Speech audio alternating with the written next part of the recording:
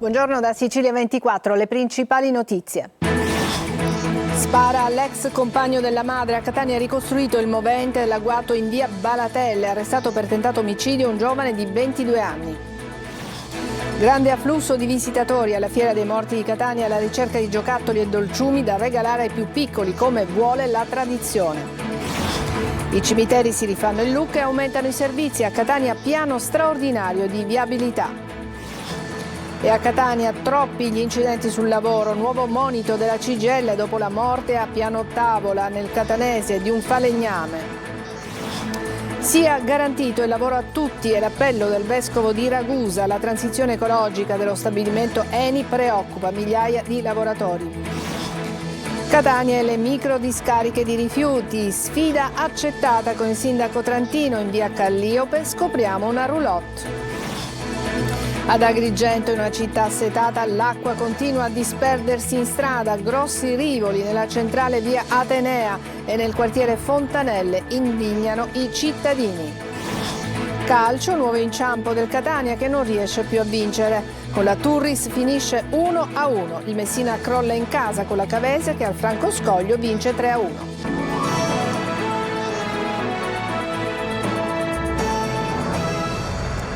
Bentrovati, è stato ricostruito il movente dell'agguato avvenuto in via Balatelle nel quartiere di San Giovanni Galermo a Catania. L'uomo che ha sparato all'ex compagno della madre. Adesso è stato, come sappiamo, arrestato un giovane di 22 anni per tentato omicidio. Tonino De Mano. Ha sparato all'ex compagno della madre per proteggerla da continue liti ed episodi di violenza. È questo il movente che ha portato prima al fermo e poi all'arresto di Francesco Castorina, 22 anni, accusato di tentato omicidio. La squadra mobile, coordinata dalla Procura di Catania, ha chiuso il cerchio sul ferimento di un uomo di 53 anni avvenuto la sera del 24 ottobre scorso in via Balatelle, nel popoloso quartiere di San Giovanni Galermo. A richiamare l'attenzione delle forze dell'ordine era stata una telefonata al numero unico di emergenza 112 che segnalava la presenza di un'auto con lo sportello lato guida aperto ed una persona sanguinante con ferite d'arma da fuoco al braccio sinistro. Mi hanno fatto una trappola per poi indicare la persona che ha imbracciato il fucile prima di essere sedato dal personale sanitario. Il racconto della vittima da un letto d'ospedale del Policlinico ha permesso agli investigatori di ricostruire tutta la vicenda, legata quindi a vecchi rancori e alla sfera personale dell'uomo. Al termine delle formalità di rito e dopo la convalida del GIP, Francesco Castorina è stato rinchiuso nel carcere di Piazza Lanza. C'è stato un tentato omicidio a Sommatino, in provincia di Caltanissetta. Un imprenditore al culmine di una lite con il socio in affari ha estratto la pistola e ha sparato. I colpi non sono andati a segno, ma la vittima ha sporto denuncia e lo ha fatto arrestare. Come tradizione vuole, oggi è la prima vera giornata di affluenza alla Fiera dei Morti allestita al parcheggio Fontanarossa di Catania. L'occasione è trovare il regalo giusto che i defunti porteranno nella notte ai più piccini, così come appunto vuole la tradizione. Oggi è la giornata di tutti i santi, siamo andati a sbirciare nella Fiera dei Morti. Simona Mazzone. Accantonata la notte di Halloween, usanza celtica vissuta per lo più in America ma esportata ormai da tempo in Italia, tra dolcetti e scherzetti, balli e zucche intagliate, ci si concentra sulla più tipica delle tradizioni nostrane, la commemorazione dei defunti che accompagna anche i più piccoli che ricevono doni dai cari estinti nella notte tra l'1 e il 2 novembre, occasione per sbizzarrirsi con regali e oggetti personali o casalinghi. È la cosiddetta Fiera dei Morti, allestita a Catania nel parcheggio Fontanarossa. Cosa porteranno i morti ai bambini questa notte? Un treno, giocattoli, cagnolini. Penso che qua stasera abbiamo finito uno stipendio. Tantissimi sacchetti, cosa ha comprato? Cose per la casa, qualche regalino per i bambini, qualcosa per il nostro cagnolino. Il cane non l'ha comprato qui? No, questo l'ho portato da casa. I commercianti lamentano che da quando è stata inaugurata la Fiera dei Morti è stata un po' sottotono. Oggi, primo giorno di vera affluenza. Per fortuna oggi il movimento si è ampliato rispetto agli altri giorni. E le festività natalizie sono più vicine di quanto si pensa, anche se il clima sembra dimostrare il contrario. Qui è già Natale. Sì, per noi sì, giustamente i morti già sono quasi finiti, ora si avvicina il coso natalizio per i regali. Tra un acquisto e l'altro immancabile una tappa tra i prodotti alimentari. Tutti questi sono i dolci tipici del periodo, quali sono i più venduti? I più venduti sono le rame, i totò, le ossa dei morti. Rompono un po' i denti. Sì, vabbè, ma è la caratteristica di questi biscotti. Qual è il prodotto più richiesto qui? L'anduia, siamo calabresi. Com'è? Buonissimo. State pensando a un panino imbottito? Sì. Tutto? Tipica colazione autunnale. Autunnale direi di no, perché qua a Catania è sempre estate. La fiera rimarrà aperta fino al 4 novembre nei festivi dalle 9 a mezzanotte e nei giorni feriali dalle 9 alle 22:30. Incidente mortale a Siracusa, ha perso la vita un 19enne che viaggiava a bordo di una moto e ne avrebbe perso il controllo. L'incidente si è verificato alle 5 di questa mattina alla periferia sud della città, in contrada Terrauzza. Con lui viaggiava un amico che è rimasto ferito. E purtroppo un altro giovane, un altro centauro ha perso la vita, ma a Palermo. Si tratta di Giuseppe Razziano, di 22 anni. Sulla propria moto si è scontrato con un trattore nei pressi della strada statale 188 a Corleone, morendo sul colpo. Sono intervenuti i sanitari del 118 e i carabinieri, ma non c'è stato nulla da fare. Rimaniamo in tema di commemorazione dei defunti, oggi lo dicevamo è Tutti i Santi, all'insegna della tradizione per il ponte di Ognissanti. Sono migliaia i catanesi che si stanno recando in visita alle tombe dei propri cari. Per fronteggiare il notevole afflusso verso il cimitero di via Acquicella, il Comune ha varato un piano straordinario di viabilità con molte strade interdette al traffico. Il divieto vale per tutti i veicoli eccetto i taxi. 4 auto del Comune sono state messe a disposizione per accompagnare i disabili, mentre la MTS, l'azienda dei trasporti pubblici, ha rafforzato i bus navette interni e le frequenze alle corse dirette con l'aggiunta di altre linee con percorsi speciali. Il cimitero, lo ricordiamo, rimarrà aperto dalle 7 alle 17. E adesso a Palermo, dove dopo alcuni giorni di chiusura per le pulizie si sono rifatti i look in vista della giornata di oggi e quella di domani. Servizi agli utenti per garantire un afflusso regolare e senza intoppi. Marco Gullà. Bagni chimici, navette gratuite per il trasporto degli utenti e presidi medici con ambulanza sul posto. I cimiteri palermitani da stamattina hanno un nuovo look in vista della festa di Ognissanti e per la giornata della commemorazione dei defunti in programma domani. Obiettivo quello di garantire un servizio efficiente. Abbiamo macchinine che possono accompagnare le persone anziane, montascale per accedere alle aree meno facili, abbiamo comprato una spazzatrice, abbiamo comprato tutta una serie di attrezzature che ci consente di tenere il cimitero pulito con meno personale. Da ieri e fino a domenica ai rotoli sarà presente inoltre un'autobotte con rubinetti bassi messa a disposizione dalla città metropolitana. L'affluenza maggiore è prevista ovviamente per domani e parallelamente ci saranno anche variazioni alla viabilità in tutti i cimiteri del capoluogo che resteranno aperti in questi giorni dalle 8 alle 18, ultimo ingresso alle 17. 2 porte stagne rimaste colpevolmente aperte. Potrebbe essere questa banalmente la motivazione alla base dell'affondamento del Bayesian, secondo alcune ricostruzioni degli inquirenti che stanno procedendo alle indagini sotto la guida della Procura di Termini Imerese. Ma per il New York Times i motivi sono altri. Orazio Longo. Non dal portellone di poppa, perché quello era chiuso, lo aveva testimoniato con alcuni scatti anche il capitano della Baden-Powell che si trovava nelle vicinanze, ma 2 porte stagne lasciate colpevolmente aperte a poppa e al centro della nave. Potrebbe essere questa la causa dell'affondamento del Bayesian, lo yacht da 40 milioni di euro, inabissato ad agosto nelle acque di Porticello a Palermo, uccidendo 7 persone, tra cui il proprietario e magnate Mike Lynch e la figlia 18enne. Questa l'ipotesi a cui sarebbero arrivati gli inquirenti coordinati dalla Procura di Termini Imerese, come riporta il quotidiano La Repubblica.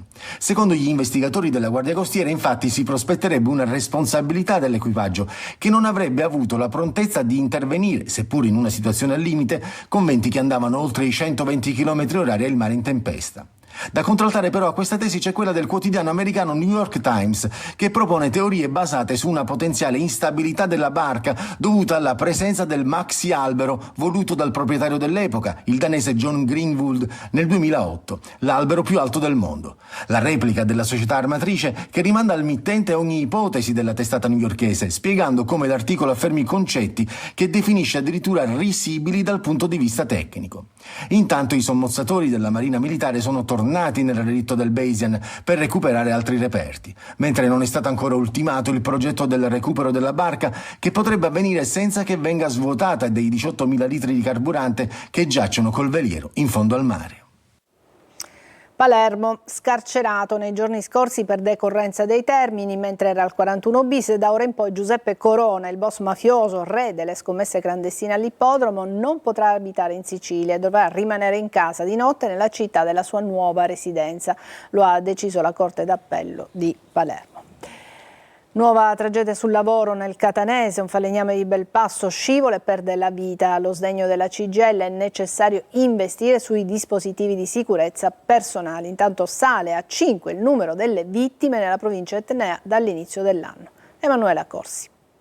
Ogni volta che accadono questi episodi ci arrabbiamo e addoloriamo moltissimo, pensando alla perdita del singolo lavoratore e alle conseguenze sulla sua famiglia. La provincia di Catania piange una nuova vittima sul lavoro, la quinta dall'inizio dell'anno. Rosario Tripi, falegname di 60 anni, ieri pomeriggio stava lavorando nella sua ditta di pianotavola in via Pio La Torre. Secondo le prime ricostruzioni, l'uomo, per evitare che alcuni pannelli di legno gli cadessero addosso, sarebbe scivolato battendo violentemente la testa. Un colpo che si è rivelato fatale. A nulla infatti sono valsi tentativi di rianimarlo da parte dei soccorritori del 118. Per quanto ci riguarda non esistono incidenti sul lavoro impossibili da evitare.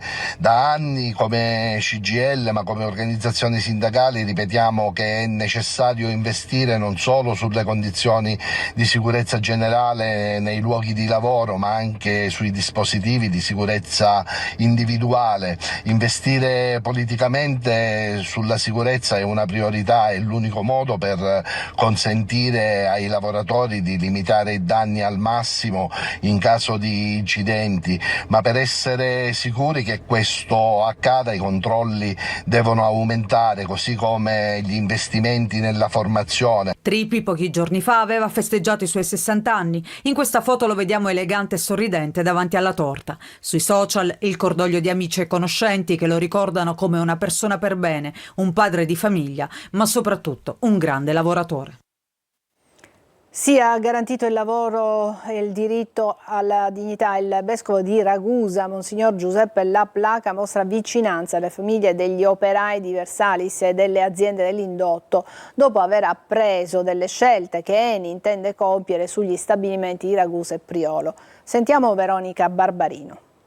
La decisione di Eni circa la prevista cessazione della produzione di idrocarburi leggeri e di polietilene negli stabilimenti di Priolo e Ragusa, nell'ottica di una transizione ecologica e decarbonizzazione entro il 2029, è un duro colpo per l'economia di oltre 1.700 famiglie di lavoratori, più l'indotto. Politici e sindacati, pur riconoscendo l'importanza di ridurre l'impatto ambientale, manifestano una preoccupazione crescente per la ricaduta occupazionale che il piano potrebbe avere. Un appello a non lasciare a casa nessuno arriva anche dal vescovo di Ragusa. Facciamo appello a chi di dovere, a tutti coloro che in questo momento, attraverso le loro scelte pongono i nostri lavoratori in uno stato di ansia, di trovare tutte le soluzioni possibili perché nessun posto di lavoro vada perduto. Si tenga presente che c'è una dignità di un lavoratore, c'è un benessere della famiglia, una serenità della famiglia che va tenuto presente. Sull'argomento il segretario generale della CGIL di Ragusa, Peppe Scifo, dichiara che questa dell'Eni è una tappa drammatica dentro il percorso di deindustrializzazione che sta attraversando l'Italia.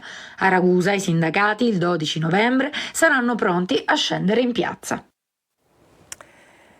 Catania e le discariche abusive. Ci siamo appostati in via Calliope, dove il sindaco trantino, ironicamente, durante una nostra trasmissione, aveva messo a disposizione un camper per stanare gli incivili.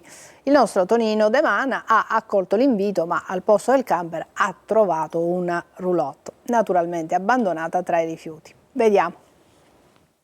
Se le telecamere a Fondo Romeo non servono a nulla e l'organico ridotto dei vigili urbani in attesa delle famose assunzioni non consente rigidi controlli sul territorio, non resta che attendere, affidarsi alla sorte, alla fantasia e, perché no, all'ironia. Protagonista il sindaco di Catania Trantino che durante il Focus, ospite di Michele Cucuzza, è stato autore di un simpatico siparietto scaturito da un messaggio di WhatsApp inviato da una nostra telespettatrice. Volevo ringraziare il sindaco trantino e il giornalista De Mana, autore dei famosi servizi che piacciono tanto al sindaco. Dopo il vostro interessamento è stata finalmente ripulita la strada di via Calliope. Ne parlavamo all'inizio di trasmissione. Sono felice, la speranza è che adesso rimanga pulita. Ecco, un'idea potrebbe essere quella di affittare un camper a spese dell'amministrazione e mettere Tonino De Mana lì a vigilare con la telecamera, così nessuno sporca. Signora, lo spero anche io, vivamente. Vabbè, il sindaco si impegna, diciamo che si sta impegnando. In attesa di trovare un camper, con i tempi che corrono al comune, bisogna essere sempre prudenti con le spese. Abbiamo noi la soluzione. Eccola. Sindaco, grazie per aver messo a disposizione il camper, anche se a spese dell'amministrazione comunale. Io in via Calliope ho trovato una roulotte, è un po' in disuso, è un po' difficoltoso anche l'accesso, proviamo ad entrare. Scherzi a parte, la roulotte in questione non è abitabile e soprattutto non è nostra. È ferma da tempo in via Calliope, sì, via Calliope, circondata da rifiuti e dalle erbacce. La utilizziamo per cercare di scovare qualcuno, ci nascondiamo, ma non siamo fortunati. Su suggerimento del sindaco trantino non resta allora che attendere il famoso camper. Da dentro e di notte gli appostamenti potrebbero essere più efficaci.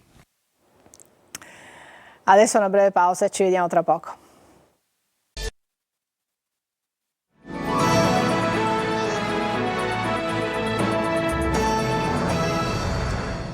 Continuiamo ad occuparci anche oggi di Agrigento e dei suoi cittadini alle prese con i rubinetti a secco. In attesa del rifacimento della nuova rete idrica, l'acqua continua a perdersi per strada tra rabbia e rassegnazione da parte dei cittadini che devono assistere a questo spreco di acqua. Davide Sardo. Ad Agrigento, nella popolosa frazione di Fontanelle, nonostante il nome del quartiere sollevi ottimismo, le fontanelle nelle case e nei locali commerciali sono a secco. I turni di distribuzione sono estenuanti e insopportabili per migliaia di famiglie. Le fontanelle invece sono in strada. Ecco il paradosso: ampia parte di quella poca acqua destinata a residenze e negozi si perde per strada, come testimoniato da queste immagini registrate in un condominio della via Alessio Di Giovanni, tra rabbia e rassegnazione. E sì, perché il problema è stato più volte segnalato ai cittadini, agli enti preposti, ma nessuno finora è intervenuto per tamponare l'emorragia d'acqua. Questa grossa perdita è stata segnalata e denunciata da ben 8 mesi. A documentare questo rubinetto che corre H24 per 3 giorni, 2-4 giorni di fila, dopodiché continua a perdere, cambia la portata.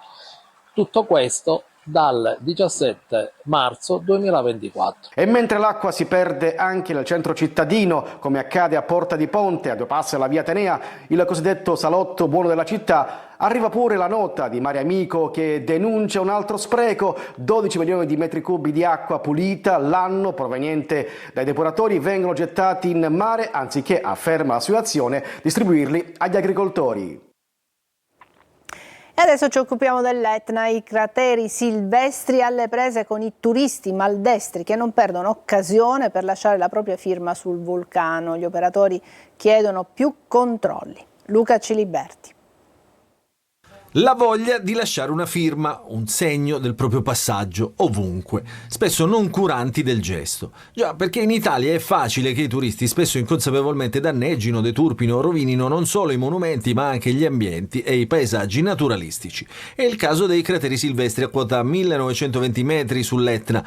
L'ultimo caso riguarda un gruppo di visitatori che ha pensato bene di utilizzare maldestramente la pietra lavica per lasciare la propria firma.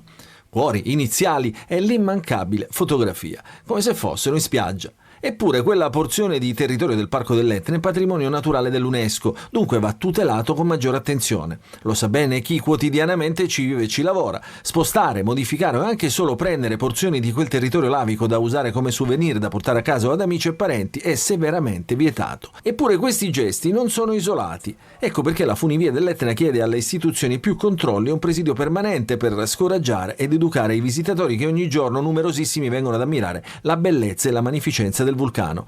Oggi questo presidio di controllo viene svolto in maniera totalmente spontanea e volontaria dal personale dell'azienda che si occupa delle escursioni in cima e che ha la propria base operativa proprio a Etna Sud. La nostra missione è quella di far fruire al turista le bellezze del nostro territorio tutelandolo, spiega l'imprenditore russo Morosoli, che adesso non solo chiede controlli permanenti ma anche l'accesso regolamentato per proteggere l'Etna dai rischi di deturpazione e malcostume portati dall'uomo. Adesso una breve pausa e poi apriremo la pagina dedicata al calcio. A tra poco.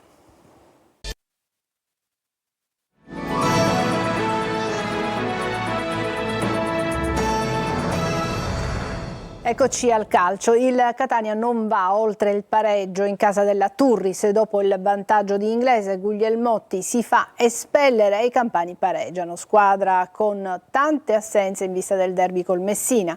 Sentiamo Marco Carli. Il destino in pochi giri di lancette. Il Catania, dopo essere passato in vantaggio con il quinto gol stagionale di Inglese ed aver indirizzato in avvio di ripresa una partita difficile, decide di complicarsi la vita. Anche nella notte di Halloween, come era successo con il Latina, i rossazzurri subiscono lo scherzetto, anzi se lo autoinfliggono. Guglielmotti, protagonista poco prima del cross per la rete di Inglese, si fa ammonire 2 volte nel giro di pochi secondi e viene espulso. E la partita, che aveva avuto una piega positiva per il Catania, cambia decisamente registro. L'espulsione un pochettino ha cambiato le cose. Ho fatto entrare Stoppa per dare un pochettino di coraggio in più, per giocare un pochettino più alti, dare l'impressione alla Turris che volevamo fargli male una volta conquistata la palla. Non ci siamo riusciti. Dopo una pressione costante, la Turris trova la rete del pari con Ekuban e nel finale il Catania si salva con Adamonis in uscita su Nocerino e con Montalto che salva sulla linea su tiro di Bolì. Una prestazione generale su cui influisce di sicuro l'espulsione, ma che non era stata certo brillante neppure nel primo tempo, quando il Catania non è stato mai in grado di innescare il proprio attacco. Poteva fare molto di più, però per l'atteggiamento, per quello che hanno dato i ragazzi, per l'impegno, è stata una partita positiva fino all'espulsione di Guglielmotti. E adesso la partita col Messina, a cui i rossazzurri arriveranno senza Quaini e Guglielmotti squalificati fra gli infortunati, da verificare il possibile rientro di D'Andrea. Notte di guerriglia nei pressi di un autogrill in Calabria sulla A2 tra Oltrà del Catania e quelli della Cavese. Intorno alle 3 nel Cosentino i due gruppi hanno bloccato l'autostrada in entrambi i sensi di marcia e si sono affrontati a volto coperto, armati di bastoni e spranghe con lancio di pietre, bottiglie e petardi che ha generato il caos. Alcuni automobilisti hanno cercato di allontanarsi per evitare di venire coinvolti negli incidenti. Le forze dell'ordine sono poi intervenute per disperdere i facinorosi. Negli scontri sono rimasti feriti i tifosi di entrambe le squadre. Seconda sconfitta consecutiva per il Messina, battuto ieri sera al Franco Scoglio dalla Cavese con il punteggio di 3-1 e i giallorossi, terzultimi in classifica, perdono anche l'imbattibilità interna. Sentiamo Sergio Colosi. Ai 6 gol dell'Avellino se ne aggiungono 3 della Cavese nello spareggio salvezza che equivale a mezza sentenza. Il Messina terzultimo è in crisi irreversibile, mentre i campani salutano la zona play-out. Nel primo tempo meglio i padroni di casa, Cavese protagonista a senso unico nella ripresa. Giallorossi in vantaggio al 20° con Petrungaro, la cui torsione aerea è vincente sul traversone di Lia. La svolta in 2 minuti, Luciani al 38° sfiora il raddoppio di testa e al minuto 40 pareggio della Cavese con Diop e deviazione decisiva di Marino che spiazza Krapicas. Il Messina, sfortunato nell'episodio, crolla con i suoi giovani e nel secondo tempo i campani hanno un altro passo. Modica cambia 3 pedine e il Messina si sbilancia. Gli ospiti ringraziano e passano all'incasso perché la difesa sbanda più del solito. L'1-2 al 16° è firmato da Felix, Cittadella, con assist addirittura del portiere Boffelli e la difesa avversaria fuori posizione in blocco. La scena si ripete dopo 4 minuti e il nuovo entrato Vigliotti blinda la prima vittoria in trasferta della Cavese, mentre il Messina, rimasto in 10 per l'espulsione di Marino, perde anche l'imbattibilità interna. Il Palermo è alla ricerca della continuità, i rosanero non riescono a inanellare 2 vittorie consecutive da 8 mesi. Domenica al Barbera arriva il Cittadella. Marco Gullà. Ogni qualvolta che il Palermo deve compiere il cosiddetto salto di qualità non ci riesce. È successo di nuovo nel match di Mantova di mercoledì scorso. Una vittoria avrebbe permesso ai rosanero di avvicinarsi ai piani alti, ma la formazione di Dionisi non è riuscita a graffiare, portando a casa un solo punto al termine di una partita noiosa e con rare emozioni. Domenica il Palermo torna al Barbera, arriva il Cittadella che nel turno infrasettimanale ha bloccato la Sampdoria. Storicamente è una squadra ostica, se guardiamo la classifica facciamo un errore perché il Cittadella è una squadra che ha sempre ottenuto obiettivi importanti con le squadre che ha costruito, quindi dobbiamo recuperare energie e preparare al meglio la prossima partita perché, come hai detto tu, veniamo da 3 risultati utili e dobbiamo continuare.